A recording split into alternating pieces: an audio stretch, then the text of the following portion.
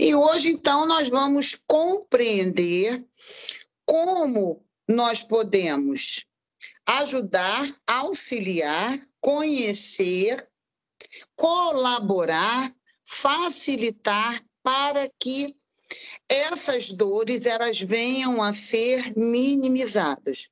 Tanto quanto você sendo aquele que sente essas dores, como talvez todos nós na posição ou na condição de sermos causadores dessas dores. E não são poucas dores, não é verdade, Tiago? Verdade, não são poucas. Infelizmente, né? Infelizmente. Bom, Tiago, quando a gente fala dessas dores dentro de toda essa classificação das diversidades sexuais, hoje em dia tem muita conversa, muito debate, muito esclarecimento, muitas reivindicações também. Se a gente fosse apontar o início de uma dor, o início do sofrimento de uma pessoa que está inclusa dentro dessa diversidade, teria como a gente apontar ou sinalizar quando começa?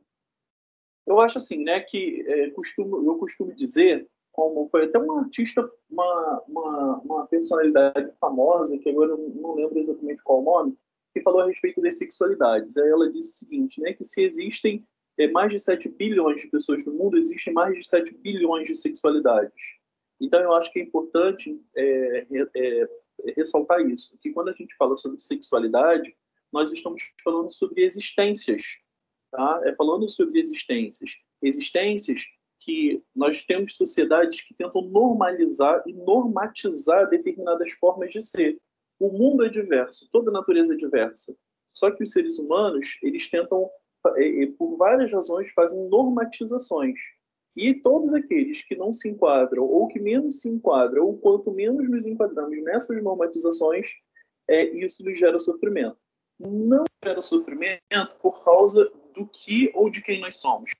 O que gera sofrimento é quando o que nós somos, porque nós somos múltiplos, quando a própria sociedade resolve oprimir ou tentar exterminar aquilo que se diferencia daquilo que eles acham que é uma forma ideal de ser.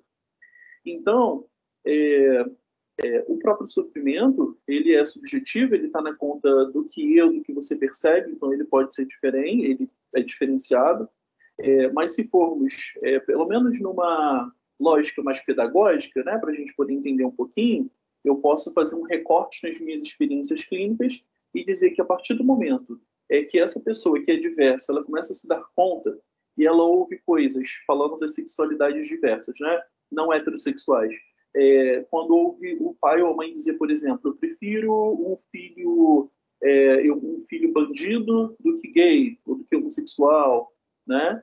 Ou essas pragas têm que morrer. E essa criança, ela começa a perceber, né, toda pessoa LGBT foi uma criança, e nessa infância começa a se dar conta e perceber que ela funciona de uma forma diferente que a sua família, o seu ambiente religioso, ou mesmo educacional prioriza com que ela seja, e ela começa a se dar conta de que aquilo como ela percebe que ela é algo que é passível de um desejo de extermínio dos seus próprios pais. Eu acho que eu não preciso nem especificar tanto para a gente já imaginar quando e como começa a relação de sofrimento, porque, afinal de contas, todos nós, seres humanos, desejamos ser aceitos como nós somos.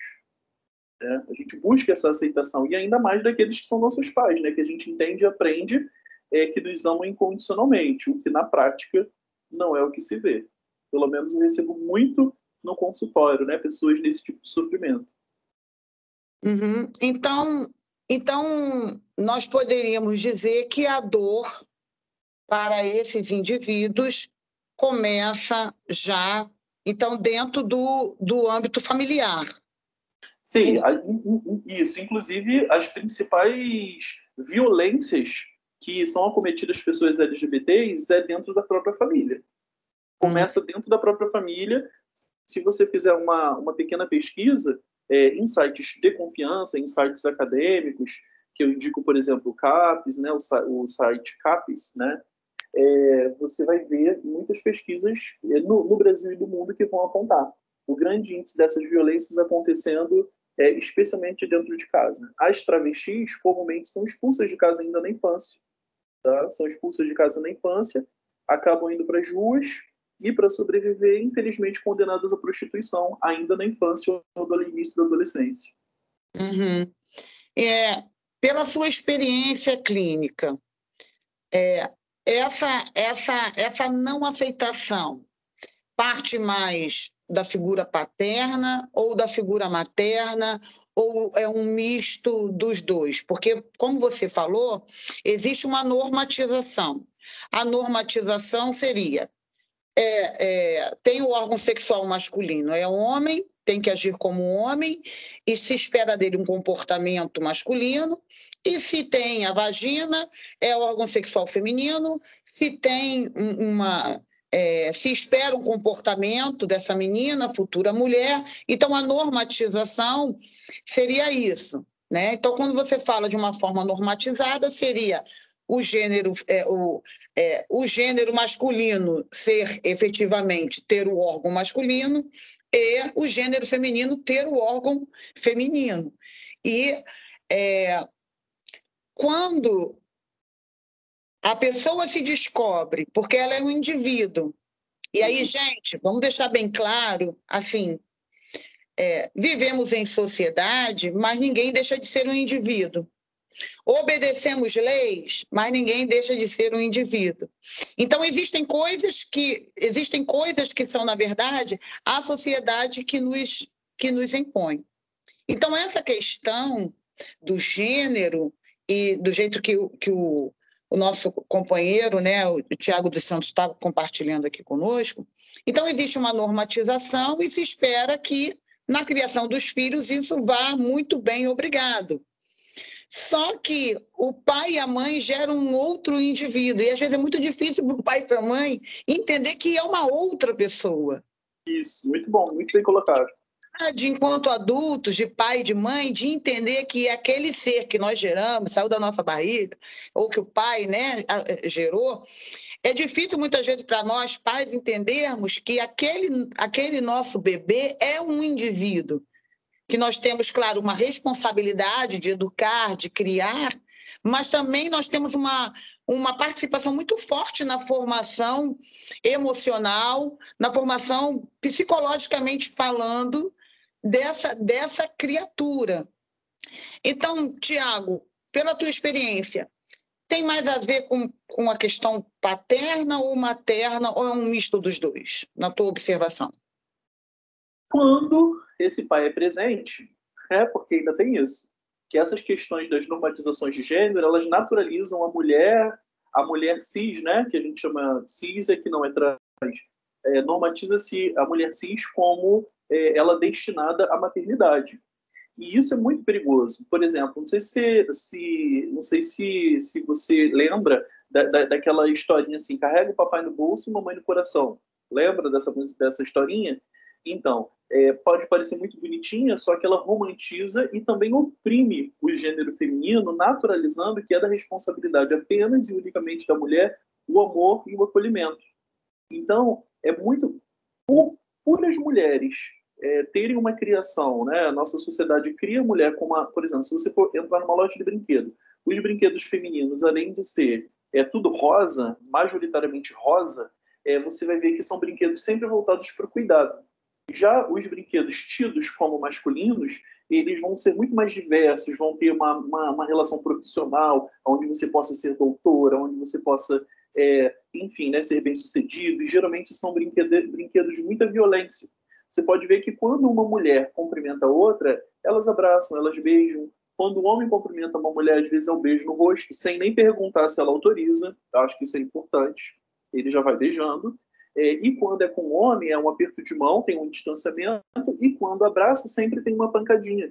Ou seja, a relação do masculino numa sociedade é em torno da violência. E falando da criação dos filhos, quando esse pai é presente, talvez nós não consigamos, a não ser que seja por uma pesquisa, para podermos ter uma ideia de onde que prevalece. De repente, um sentimento, né, de rejeição ou de violência. Mas, pela minha experiência clínica, há muitas vezes um surpreendimento, né? A gente às vezes acha que é o homem que vai rejeitar, e às vezes o pai parece que é o que menos fala ou o que menos implica, né? Estou dizendo a partir de falas de mães e de filhos, né, sobre isso. Mas o que aí eu fui analisar? E a partir das minhas experiências, eu analisei o seguinte: por que às vezes as mães, ao mesmo tempo que existem muitas mães que desejam acolher o filho, elas às vezes ficam muito afetadas e muito constrangidas e demonstram pelo menos um sofrimento muito profundo.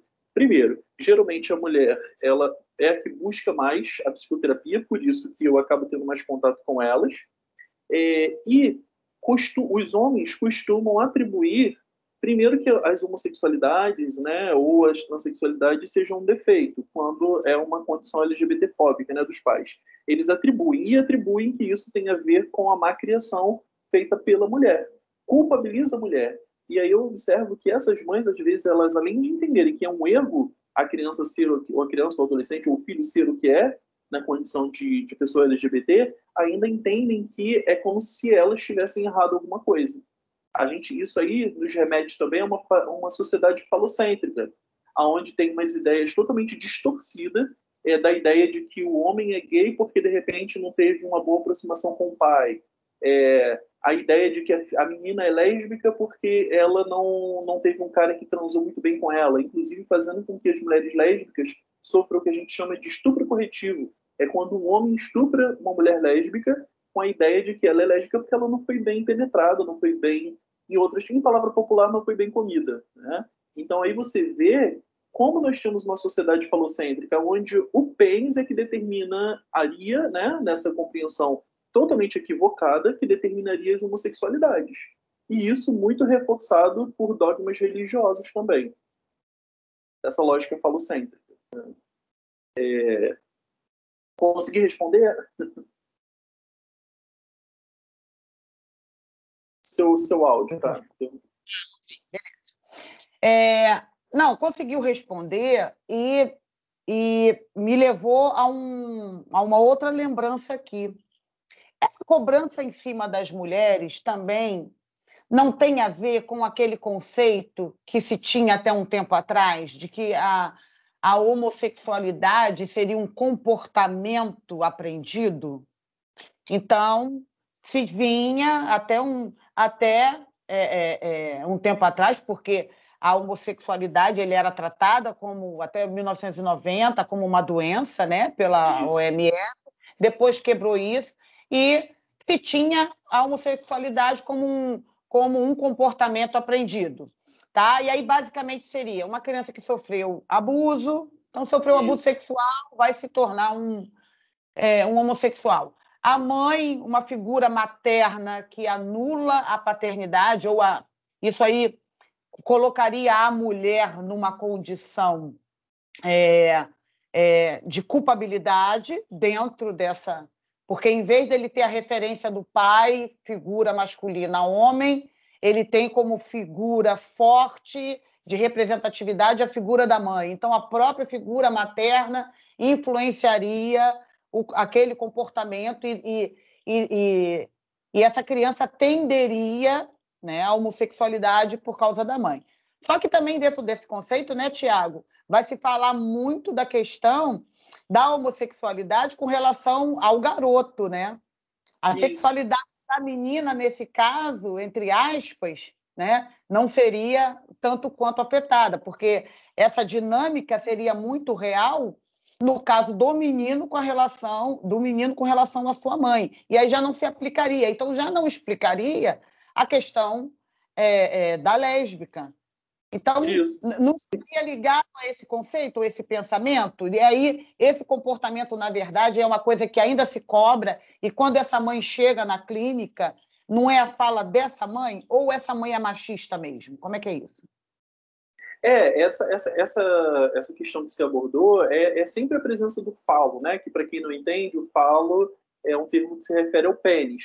É sempre o pênis determinando o rumo, seria de uma forma mais assim dramática, né? Seria o rumo da humanidade sendo determinado pelo pênis, né?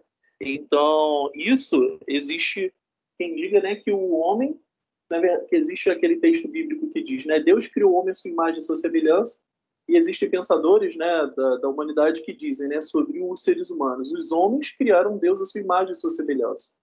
Então, se nós vermos, né, os deuses africanos, eles são uma projeção do povo africano. Os deuses indianos, projeções indianas. Os deuses do Oriente, né, da China, Japão, enfim, tem suas projeções nas suas próprias culturas. E aqui no Brasil nós temos uma projeção de um Deus, né, judaico-cristão, europeizado, né, de forma de influência europeia, colonizadora, patriarcal. Então, nós temos, é importante salientar a influência do fenômeno religioso como um determinante de padrão e um reforçador de padrão. Tá? Nós somos muito atravessados por essa lógica.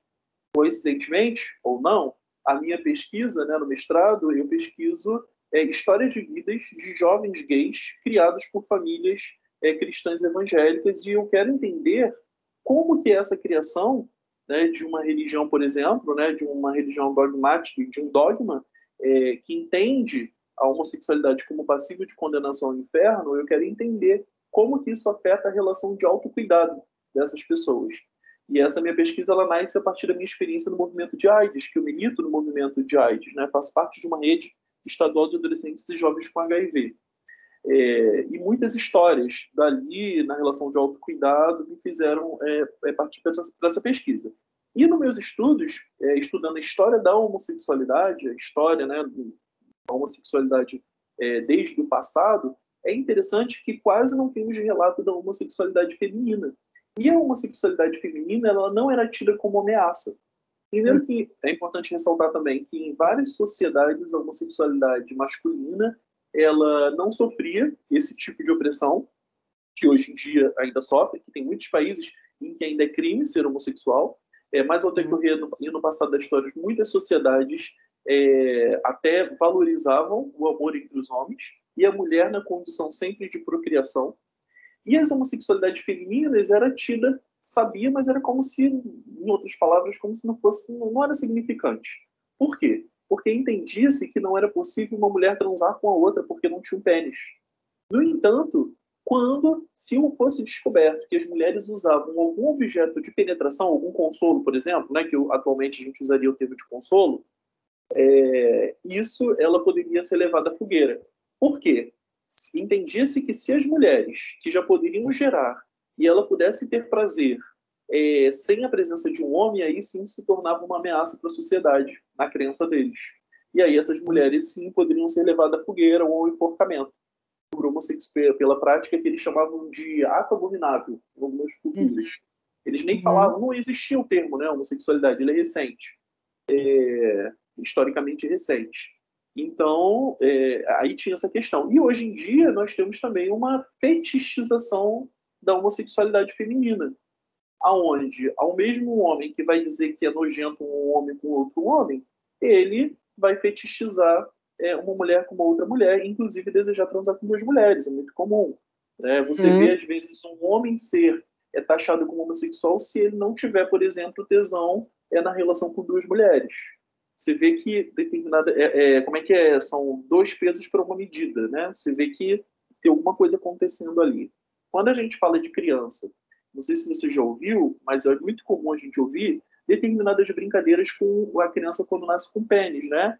Falando do tamanho do pênis da criança, dizendo que quando crescer vai pegar muita menina, né? Agora, tenta imaginar as pessoas falando a mesma coisa sobre a vagina de uma criança quando nasce.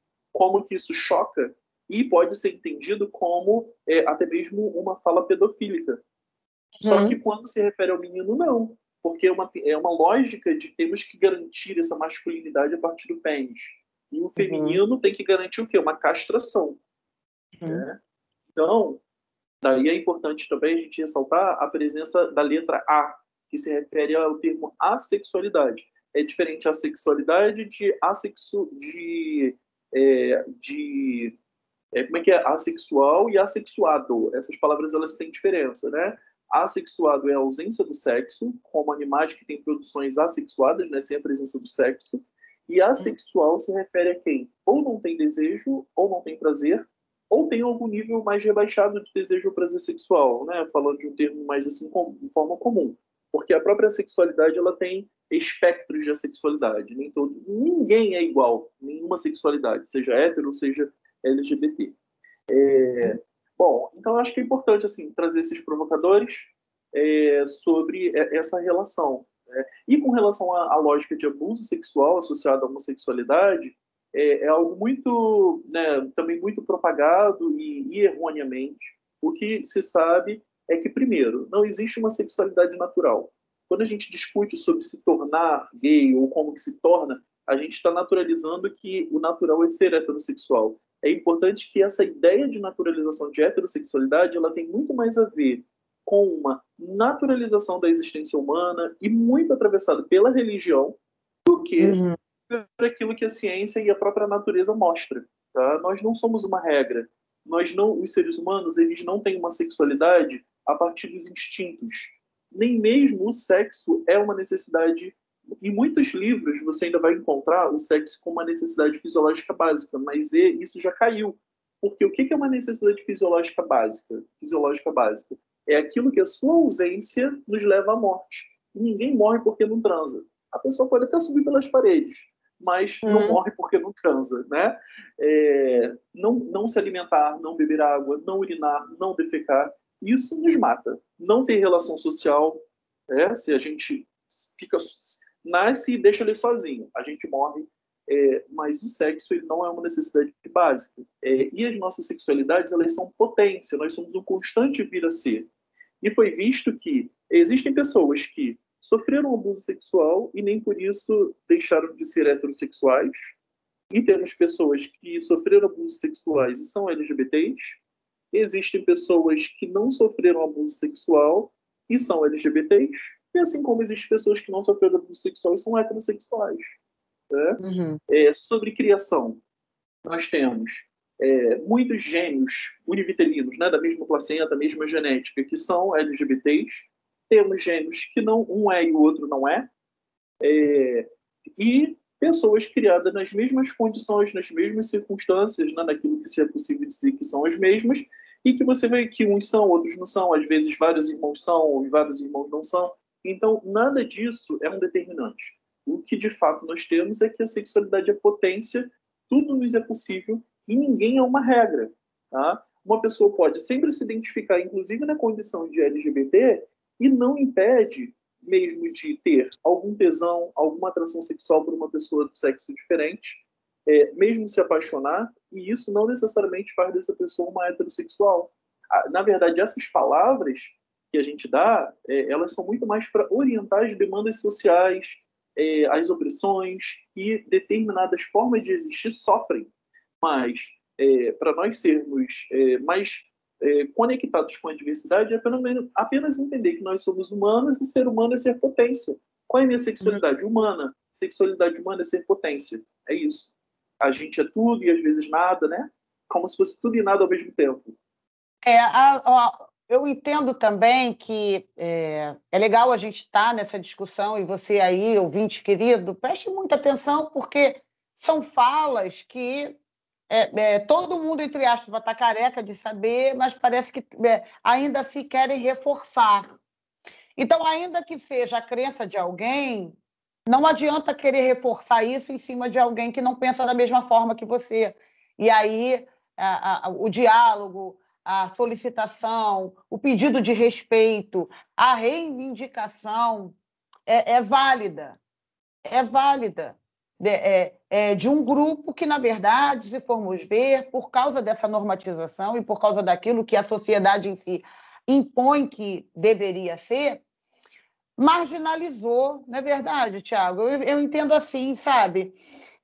O homossexual, o travesti, sempre foram ligados e voltados e apontados como pessoas fora, como pessoas promíscuas, como pessoas que se rendem à prostituição, que vendem o seu corpo. E muitas vezes elas foram obrigadas a isso, muitas vezes sofreram abuso por conta disso, porque percebeu que o menino tinha um jeito, um trejeito de gay, então porque ele tinha um jeito ou aparente, ou estava declarando isso, ele botou na testa dele que ele podia ser abusado. Então, esse homem também que se considera um hétero, ele vai lá e abusa desse jovem, ou abusa desse rapaz, abusa desse gay, ou a moça que é lésbica. Então, esse homem que se diz hétero diz que vai dar uma correção. Então, na verdade, nós estamos falando de violências que geraram aí dores, imagino dores infinitas, porque se a gente for parar, for ver e avaliar, acompanhar a fala de pessoas dentro dessas diversidades sexuais, cada um vai falar de uma dor, cada um vai falar de uma afetação, cada um vai falar de um certo abuso, não por quem é, na verdade, mas pela rejeição dos que estão à volta de quem essa pessoa é. Então, esse diálogo ele é super válido e nós aqui hoje queremos trazer muito essa conscientização para que haja um basta e para que a gente possa colaborar, ajudar e orientar a você a mudar um comportamento e até mesmo se você é alguém que colabora ou já colaborou um dia, para que a gente possa ter uma outra visão. Passa rápido, ninguém acredita. Eu vou chamar um intervalinho e a gente volta já já. Estamos de volta, programa Livremente com a doutora Rose Cabral, e hoje nós estamos aqui com o Tiago dos Santos, psicólogo clínico, mestrando da Faculdade Federal Rural do Rio de Janeiro. E no primeiro bloco aí, querido, ele falou bastante a respeito da normatização do menino, menina, do rosa, do azul, e de como isso choca ou como isso afeta as diversidades sexuais. E aí a gente está entendendo aqui que as diversidades sexuais são aquelas diversidades que vão ser contempladas lá na sigla do LGBT TIA+, né? Que são as lésbicas, os gays, os bissexuais, o assexual, né? Assexual, falei certo, né, Tiago? Assexuais, isso. As transexuais, travestis. Assexuais, travestis. Estamos falando de pessoas que existem, estamos falando de pessoas que estão na nossa família, estamos falando de pessoas que estão no nosso meio social, estamos falando de pessoas que estudam com a gente, pessoas que trabalham com a gente. Então, não estamos falando de pessoas fora, mas muito pelo contrário. Entendemos que essas pessoas, não pelas suas opções, porque a gente está entendendo que essa opção não existe, que ninguém é transformado ou colocado dentro de uma diversidade sexual, mas que todo mundo tem já essa diversidade. E nós estamos falando aqui do respeito ao ser. E estamos trazendo essas dores, né? E o Tiago está trazendo aqui para a gente esse esclarecimento hoje como especialista no assunto, como alguém que trata, que lida, e é um pesquisador, inclusive, também, desse assunto, dessas diversidades sexuais. E aí nós encerramos aí o primeiro bloco trazendo essa conscientização, que são pessoas que, por muito tempo, ficaram marginalizadas ou à margem, pessoas que não é para o teu convívio, não é para andar com o teu filho, ou não é para andar com a tua filha.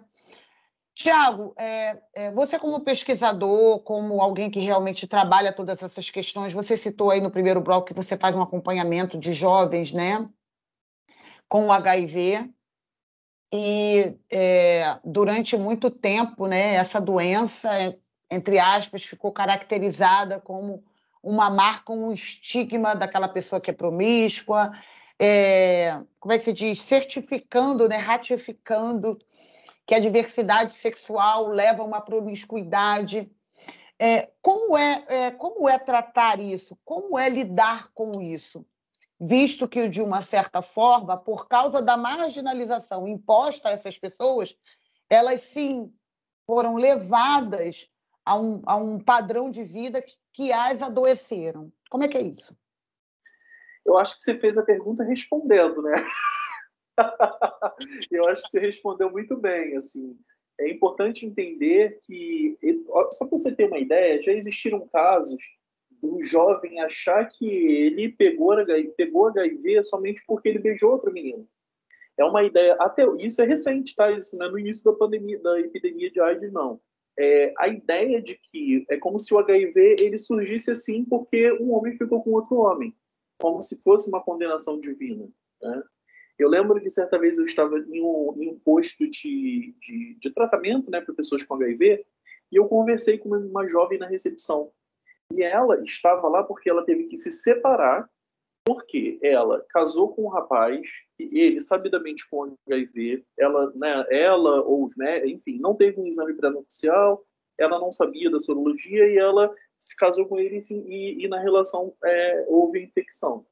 E o que que acontecia? Ele era de uma determinada religião e o líder, né, o sacerdote dessa religião, teria dito a ele assim: olha, se Deus te perdoou, então você tem que confiar e você não tem que tomar medicação. Ele não tomava medicação, não bloqueou a replicação viral, houve a transmissão e e ela, quando soube, tentou se tratar e o marido, por ordem do líder religioso, jogava a medicação dela no lixo. Então, olha o nível que chegou, né? Ela teve que se separar para continuar se tratando. Então, é muito carregado também, né, ainda até hoje, com essa lógica. E eu conheço muitos casos de pessoas que, às vezes, morrem por uma ideia de que Deus me perdoou, lançou o meu pecado no mar do esquecimento, né? Um termo religioso. Isso eu estou dizendo a partir de relatos. E essa pessoa para de se medicar. Aí ela dá, inclusive, testemunho de que ela foi curada. De repente, a pessoa some do meio religioso. Por quê? Morreu. E quase ninguém sabe que a morte foi por AIDS, porque não é algo que costuma ser falado. Só sabe que morreu. Tá? Então, é muito comum esse tipo de coisa, né, acontecer. E, de fato, o que mais vulnerabiliza as pessoas à infecção é justamente as opressões, as discriminações, os preconceitos. Eu lembro que certa vez um parente meu eu era adolescente, tinha uma menina que estava afim de mim, e ele chegou e me deu vários preservativos e ainda me disse onde eu poderia ir com a menina se eu quisesse transar com ela, tá? Agora, se fosse a hipótese, a hipótese de eu de repente estar querendo ficar com o menino, isso provavelmente não aconteceria. E aí, essa relação sexual, se o tesão batesse, né? Se eu desejasse e o tesão batesse, eu ou qualquer pessoa que fosse, uma pessoa LGBT, ela pegaria ela ou ele e transaria ali no tesão, sem preservativo, e ali já poderia acontecer uma infecção. Como no caso de heterossexuais, às vezes acontece a gravidez, né? Não só. E ainda tem isso também, a ideia de que entre heterossexuais é como se a camisinha fosse só para prevenir a gravidez, como se não existisse infecção. Então é muito assim que acontece e a vulnerabilidade social é o que mais atravessa. As travestis, por exemplo, muitas vezes sofrem estupro. E estupro, às vezes, dentro da própria casa. É muito comum a travesti ainda, né, no início da sua adolescência, às vezes na infância, às vezes ela sofre o abuso sexual. E é importante isso também, marcar uma coisa. Essa ideia de que uma pessoa é homossexual ou LGBT por causa do estupro. O que acontece, muitas vezes, é o contrário. A pessoa sofre o estupro ainda na infância por ser LGBT. Tá? Isso aí. A ideia de que tudo aquilo que é feminino está à mercê do desejo do masculino. Então, a maioria dos abusadores, estatisticamente, são principalmente os próprios pais, tá? Abusadores sexuais no geral, não estou especificando só de pessoas que, né, na idade adulta são LGBTs, não. São os pais, padrastos, tios, e também existem as mulheres, né? Também abusadoras, acontece, mas ainda é minoria, algo que se sabe. Então, assim, os principais abusadores. Então, muitas vezes, é o menino, se ele tem, não é preciso ter trejeitos entendidos como trejeitos gays ou femininos para ser gay, mas os que apresentam, muitas vezes, nessa lógica, acabam sendo vítima do abuso e do estupro, que se entende que o masculino deve ter domínio sobre tudo aquilo que é tido como feminino. E as meninas lésbicas, o estupro corretivo. É a ideia de que se ela é masculina, ela tem que ser feminina, então ela tem que ser bem comida, né? É esse tipo de termo que é usado. Então, vê que quando você para e você sai de uma lógica apenas de preconceito, apenas de senso comum, e você vai para a ciência, né? Você vai para uma reflexão crítica, analítica, e ouve, gente, pergunta às próprias pessoas, né? Que a pessoa quer saber mais da vida do outro do que o outro mesmo pode dizer sobre ele ou sobre ela. E que aí sim você vai conseguir, nós vamos conseguir acessar o que é real para o outro. Como é a realidade do outro e dos outros, que melhor ainda se você fizer isso com mais de uma pessoa, para você poder ter, né, uma ampliação dessa compreensão. A minha pesquisa, por exemplo, o meu método de pesquisa vai ser histórias de vida. Ele é um método muito interessante, onde eu vou ouvir as histórias de vidas desses jovens gays, e aí existe um momento da pesquisa que a gente chama de momento de saturação. É quando vão ter pontos das histórias deles que vão se repetir. Quando aquele ponto se repetir, eu vou ter o meu material de pesquisa para eu analisar, né? Então, isso é algo que a gente pode fazer até de uma forma de uma curiosidade, de um interesse, não precisa ser um acadêmico para isso, né? Melhor forma, você quer entender esse universo, você quer quebrar, quer sair desse preconceito ou apenas daquilo que te dizem, vá até as pessoas e pergunte sobre a vida delas. Foi o que eu fiz quando me formei em psicologia, me aproximei do movimento de AIDS, e na ONG que eu era voluntário, existia um grupo de pessoas transexuais que se reunia, um grupo chamado Transrevolução. Ele existe até hoje, se eu não me engano. E o grupo Transrevolução. E eu passei a entender e ouvir, a partir das próprias pessoas transexuais, transgêneras, né, as suas próprias existências, aquilo que elas passavam e que elas viviam. Como eu vinha fazer também com o povo de terreiro e povo de candomblé. E aí eu comecei a perceber o como na vida eu já reproduzi tanta opressão e tantas coisas que fazem as pessoas chorar sem a gente saber.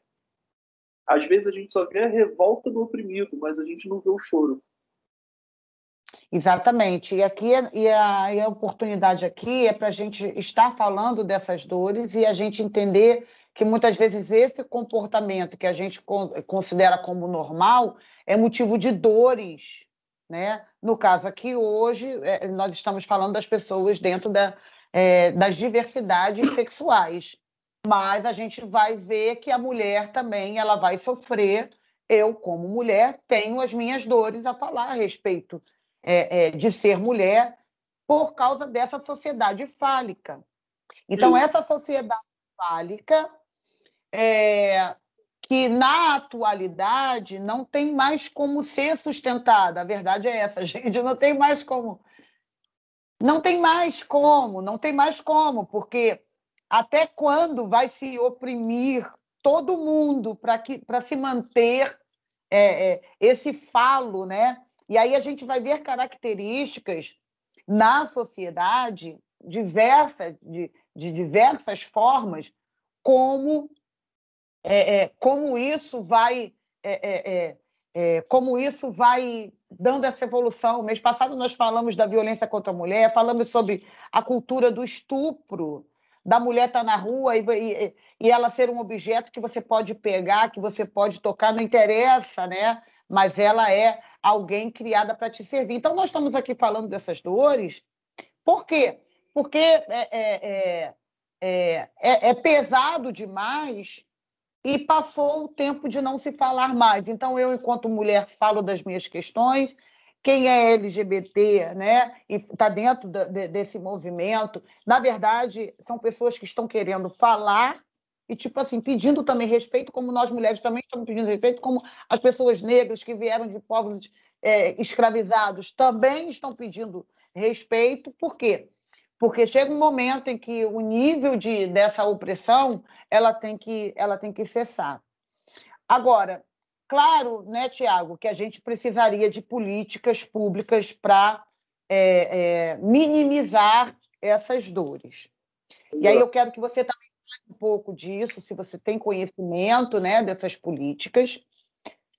Mas antes de você falar disso, que eu acho mais importante, dentro de casa, como a família, a pessoa que está agora nos ouvindo, essa mãe, esse pai, esse irmão, esse sobrinho, né, esse tio, como essa família pode fazer para minimizar a dor dessa existência. Porque o fato dessa pessoa simplesmente existir e viver quem ela é na realidade, por causa do que está lá fora, já vai ser pesado e doído. Então, como dentro de casa pode se minimizar essa dor? Eu acho assim, né? Eu acho que existem muitos caminhos, né? Muitos caminhos, mas eu sei que às vezes quem está no sofrimento e quem está imbuído de muito preconceito e essa dificuldade e essas exigências, né? Especialmente que sofrem as mulheres sobre a própria criação dos filhos, eu acho que existem coisas muito básicas.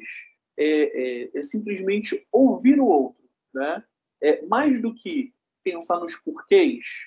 Pergunta para o seu filho ou para sua filha como é ser você, né? Como é ser você? E é difícil de responder. E apenas ouça e acolha. Você não precisa concordar, não é para discordar nem concordar. Não, apenas acolha e se permita ter um momento para poder sentir aquilo que o outro se abre e fala dele mesmo ou dela mesma para você. E acolha. Se tem outros amigos, né, na condição de pessoa LGBT, ouve, acolhe também essas histórias, né? Se permite a trocar, né? A receber o outro para além daquilo que você vê. Afinal de contas, nem aquilo que o mundo que a gente vê ele exatamente como é, não sei se você sabe, mas a gente, na verdade, enxerga de cabeça para baixo, né? O nosso cérebro que interpreta e a gente entende que a gente está enxergando tudo de cabeça para cima. Mas, na verdade, a gente enxerga de cabeça para baixo. Eu não sei se quem está ouvindo a gente sabe que, na verdade, as cores não estão nem nos objetos. Você pode ver algo colorido, mas, na verdade, as cores não estão nos objetos.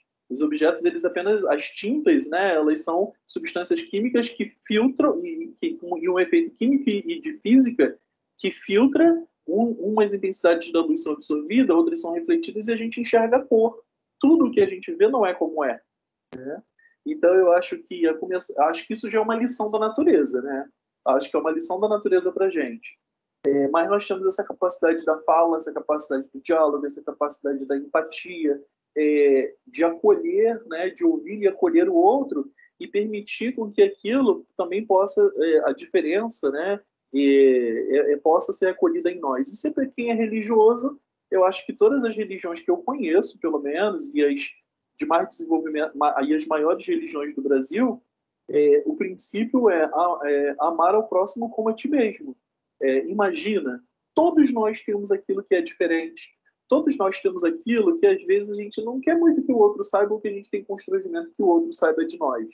Pensa, como que eu gostaria de que isso que é diferente em mim fosse acolhido por quem eu amo, ou por quem eu gosto que me ame. Né? Então, eu acho que isso pode ser um orientador também. É isso, porque no fim, no início, né, o que todos nós desejamos é sermos aceitos. Se é que os seres humanos criaram Deus, a sua imagem, a sua semelhança, nós criamos um Deus, não foi o quê? Um Deus que nos ama, independente das nossas falhas e dos nossos erros? Né? Deus existindo ou não existindo, seja pela nossa crença, a gente tende a crer num Deus que nos ama e que nos acolhe. O que é isso? Fala da nossa necessidade de sermos amados e sermos aceitos através de um amor que transcende as nossas relações com a culpa, com o erro, né, e com as nossas fragilidades. Eu acho que é isso, assim, é importante. Eu acho que a gente conseguir amar para além daquilo que possa ser ideal para nós, eu acho que é uma possibilidade também de sermos deuses em alguns momentos. Né? Eu acho que é isso. Particularmente acho que o ser humano é tão é tão ruim, inferior dentro dessas questões, né? Porque o mal está em cada um de nós e o que a gente vê prova que a maldade humana a gente vê, porque tudo que nós falamos aqui um pouquinho está falando de maldade humana, está falando da maldade que foi colocada e dos homens maus que foram educados e de mulheres machistas que também. Então, gente, vamos colocar uma coisa bem clara aqui. quando você chamar Deus para a tua discussão, ok?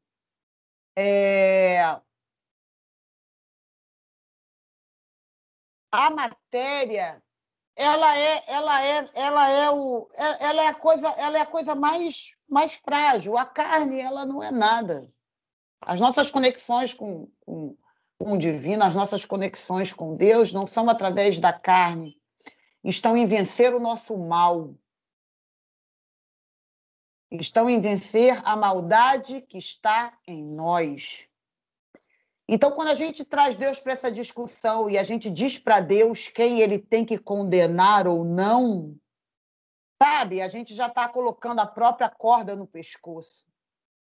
Quando a gente diz que Deus vai rejeitar alguém ou não, e aí você diz quem que Deus tem que rejeitar e achar que você está no privilégio de ser aceito por Deus, com a maldade que está no seu coração e com essa falta de amor que você não tem.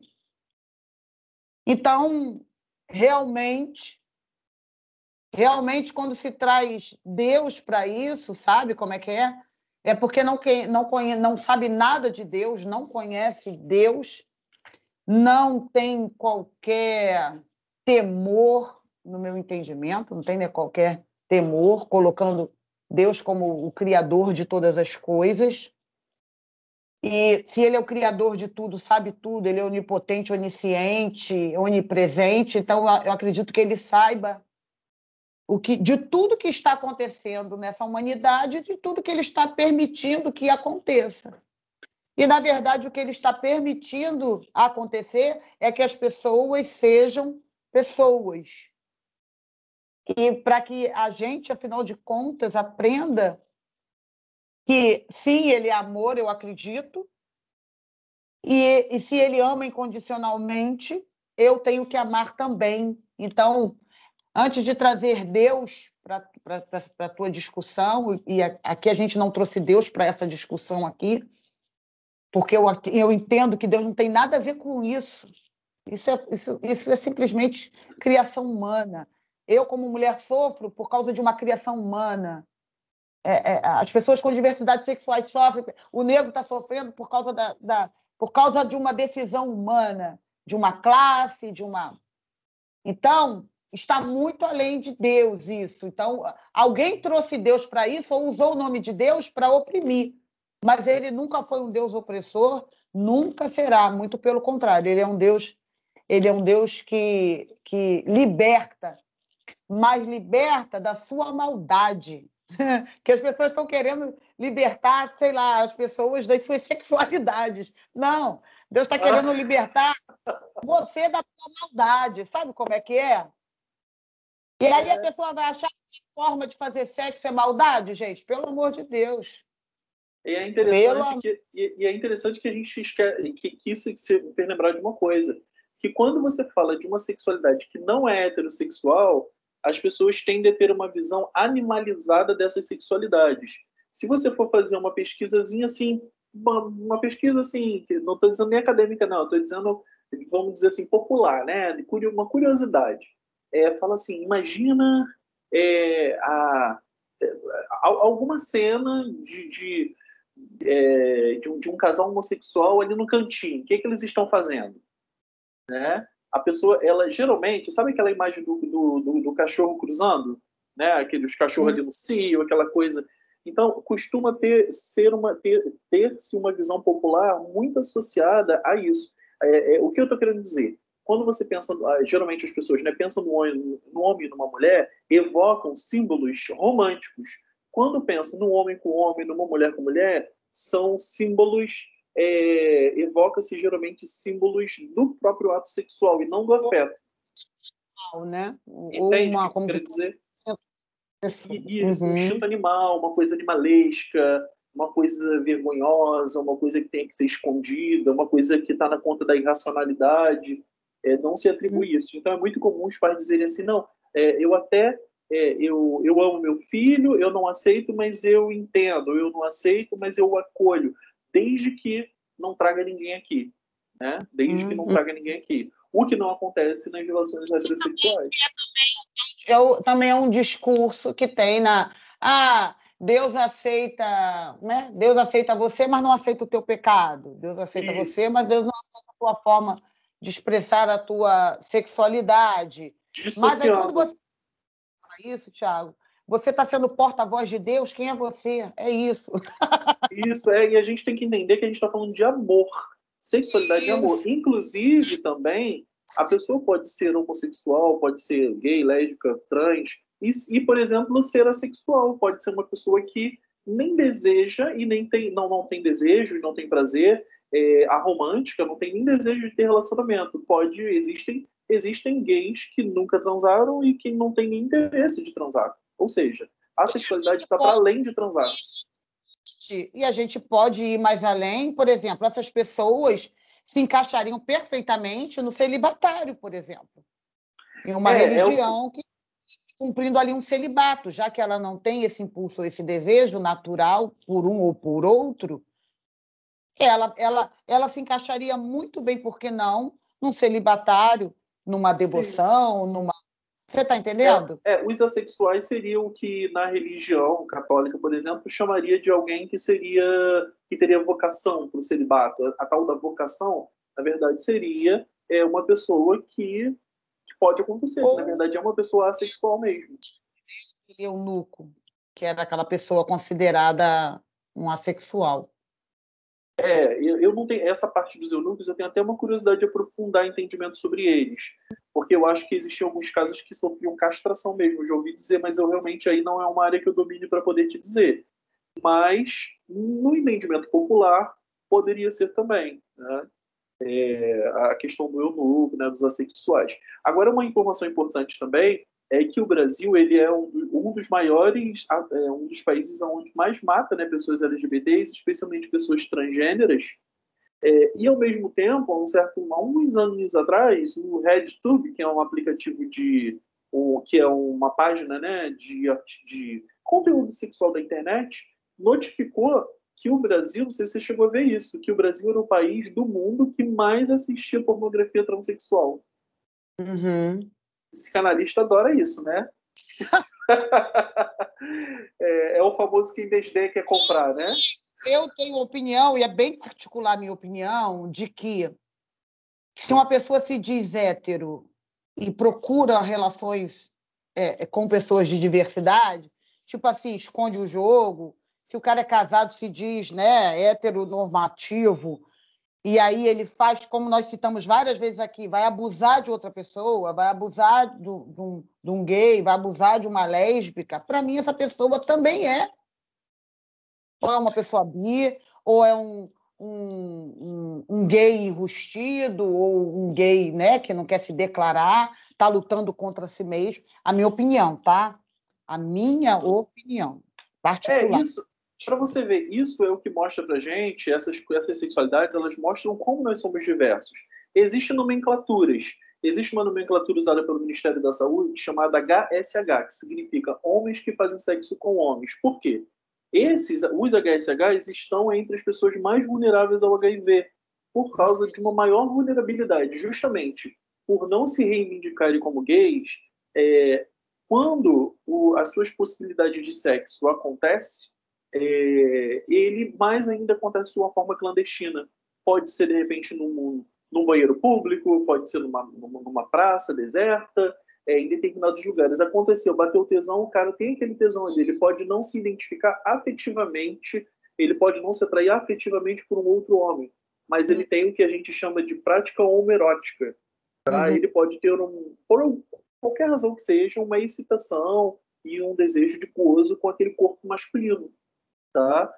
Mas não necessariamente essa pessoa existencialmente vai se identificar com a homossexualidade. Esses casos podem acontecer de ser um caso de engustimento, né, de repressão, e aí a gente sabe, né, que o desejo pulsa e aí ele encontra suas formas de ir ao ato, né? Então eu acho que pode acontecer, mas ao mesmo tempo a gente também não pode afirmar que necessariamente seja uma homossexualidade, porque ela estaria muito mais da conta, estaria mais amplo do que simplesmente o sexo em si. Né? Existem homossexuais que são garotos de programa, por exemplo, e que transam com mulheres. Uhum. Você tem, por exemplo, profissionais do sexo, né, e profissionais até mesmo do ramo pornográfico, em que às vezes vão fazer filmes heterossexuais ou filmes com relações homossexuais, e não necessariamente eles têm aquela identidade. Está muito para além. Ver como a nossa sexualidade é muito diversa. Eu tenho pacientes. Só, Eu tenho pacientes. só na tua fala aí, tipo assim, olha, como o meu pensamento estava numa coisa, numa caixinha, né? E como Isso. o meu conceito a respeito de estava tão limitado. E agora, com a tua explicação, agora, poxa, tá vendo? O meu pensamento estava, não um pensamento errado, mas o meu pensamento estava muito dentro de uma caixinha. Porque, Tiago, infelizmente falta muita informação, né? É legal assim essas discussões. Muita gente rejeita essa discussão, muita gente não quer ouvir falar, Deus me livre, pelo amor de Deus. Mas é legal a gente trazer isso à pauta e isso em discussões. Gente, passa tão rápido, ninguém acredita. Eu falei para você, Thiago, ia passar muito rápido.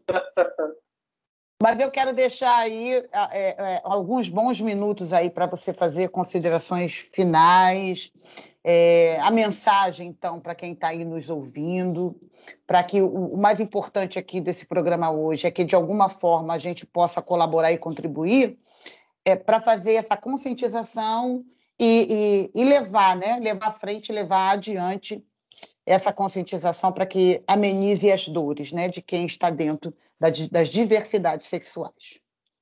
O que eu quero dizer é que eu não temo em falar sobre isso, porque nós estamos falando de amor, né? E a gente está falando do direito de existir, do direito de viver.